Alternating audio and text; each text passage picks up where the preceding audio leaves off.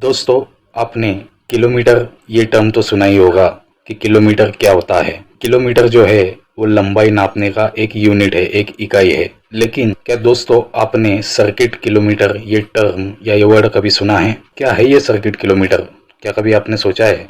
दोस्तों, circuit kilometre CKM ये जो टर्म है, इस वर्ड का अक्सर इस्तेमाल इलेक्ट्रिकल पावर सिस्टम में पावर लाइंस की जो सर्किट लेंथ है उसको मेजर करने के लिए यूज होता है। जी हाँ दोस्तों, पावर लाइंस की दो लेंथ होती है, एक रूट लेंथ और दूसरी होती है सर्किट लेंथ। जी हाँ दोस्तों, रूट लेंथ मेजर की जाती है सिर्फ और सिर्फ किलोमीटर में, लेकिन कितनी सर्किट ट्रांसमिशन लाइन या डिस्ट्रीब्यूशन लाइन एग्जिस्टेंस में है या फिर इंस्टॉल्ड करनी है या अपग्रेड करनी है, इसके लिए यूज किया जाता है सर्किट किलोमीटर।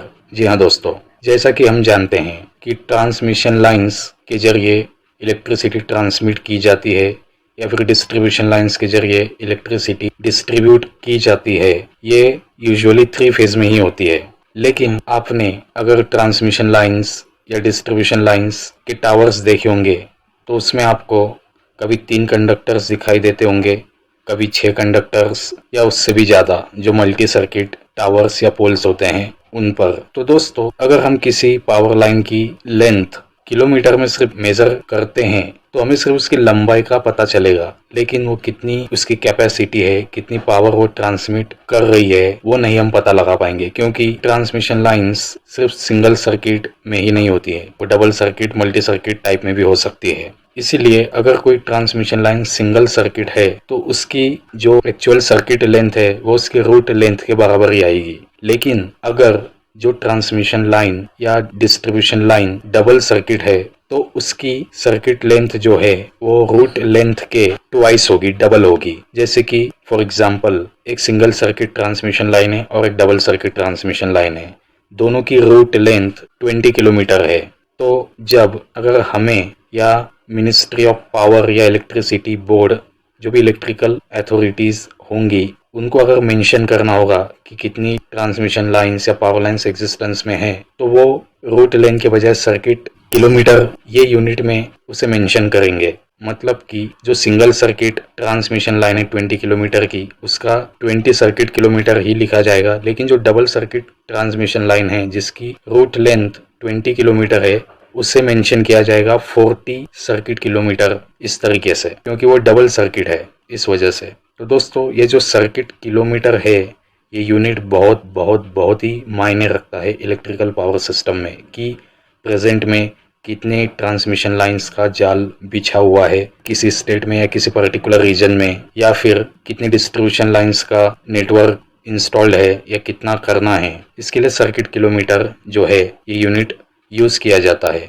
और ये रूट लेंथ से बिल्कुल डिफरेंट होता है। अब बात करें हम मल्टी सर्किट ट्रांसमिशन लाइन की in contrast of single circuit transmission line, तो अगर किसी सिंगल सर्किट ट्रांसमिशन लाइन या डिस्ट्रीब्यूशन लाइन की लेंथ 50 किलोमीटर है और वही अगर किसी मल्टी सर्किट ट्रांसमिशन लाइन या डिस्ट्रीब्यूशन लाइन की लेंथ भी 50 किलोमीटर है रूट लेंथ, तो मल्टी सर्किट जो ट्रांसमिशन लाइन या डिस्ट्रीब्यूशन लाइन है उसकी एक्चुअल सर्किट लेंथ जो है वो होगी 200 सर्किट किलोमीटर। जी हाँ दोस्तों, 4 times of single circuit power lines. जी हाँ दोस्तों, सिंगल सर्किट पावर लाइंस के 4 गुना ज्यादा। मतलब कि जितने भी नंबर ऑफ सर्किट्स को कैरी कर रही होंगी डिस्ट्रीब्यूशन लाइन या कोई भी ट्रांसमिशन लाइन, उसकी जो सर्किट लेंथ है रूट लेंथ के उतने टाइम्स ज्यादा होंगी।